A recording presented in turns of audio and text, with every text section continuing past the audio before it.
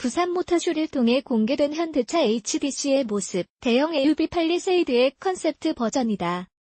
현대자동차가 올 하반기 총 5대의 상품성 개선 모델을 내놓을 전망이다. 하지만 눈길을 끌만한 신차가 없어 하반기는 보릿고개가 될 전망이다. 현대차는 지난 7일 투싼 페이스리프트를 시작으로 아반떼, G70, i30, 그랜저, EQ900 등을 출시할 예정이다. 해당 모델들은 완전 신차가 아닌 마이너 체인지 혹은 단순 연식 변경이다. 현대차는 올해 국내 시장에선 점유율을 사상 최대치로 끌어올리면서 승승장구 중이나 중국, 미국 등 빅마켓에서 판매량이 감소하는 내수 호황, 해외 부진을 겪고 있다. 이런 가운데 신차라는 강력한 신무기가 필요한 상황이다. 신차 지원군 등장은 내년으로 예정돼 있다. 올 하반기 허리띠를 졸라매고 보릿고개를 준비 중이다. 현대차의 강력한 한방 대형 SUV 팔리세이드는 이르면 내년 상반기에나 출시될 예정이다. 베라크루즈의 뒤를 잇는 대형 SUV 팔리세이드는 지난 6월 부산 모터쇼를 통해 컨셉트 모델이 공개되면서 큰 관심을 끌고 있다.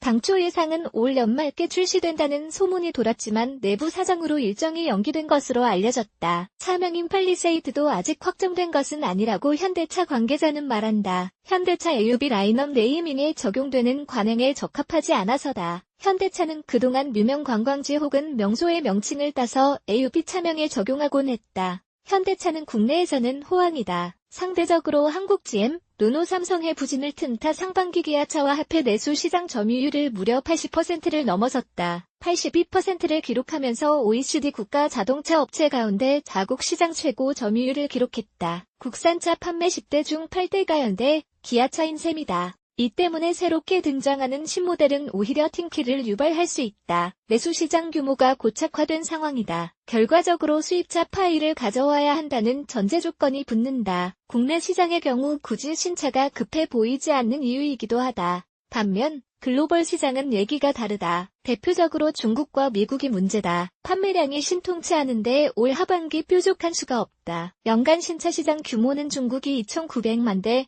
미국이 1,700만 대로 중국의 경우 국내보다 17배 이상 크다. 현대차는 미국 시장에서 올해 1에서 7월 판매가 전년 대비 5% 감소한 73만 3,474대를 기록했다. 같은 기간 72만 9,448대를 기록한 국내 시장과 4,026대 밖에 차이 나지 않는다. 한국과 미국 시장 규모는 10배 차이다. 내수는 호황인데 미국에서 힘을 못 쓰니 올해 판매량이 역전된다는 관측까지 나올 정도다. 내수에서 벌어 해외 부진을 만회하는 셈이다. 현대, 기아차의 미국 시장 점유율은 지난 2011년 8.9%까지 올랐으나 이후 꾸준히 하락 중이다. 지난해의 경우 7.4%로 8년 만에 최저치를 기록했다. 중국 시장의 경우 사도 보복 후 판매량이 회복하는 모습을 보이다 5월부터 다시 추락하고 있다. 이런 이유로 해외의 경우 분위기를 반전시킬 신모델이 절실하다. 이왕이면 전 세계 시장의 대세인 SUV가 좋다. 미국의 경우 5년 전 13%였던 SUV 점유율이 지난해 36%까지 증가하는 등 SUV 인기가 여전히 하늘을 찌르고 있다. 현재 미국 시장에서 팔리는 현대, 기아차 라인업에서 46%가 SUV 모델이기도 하다. 현대차는 내년 대형 SUV와 더불어 제네시스 첫 SUV까지 선보인다.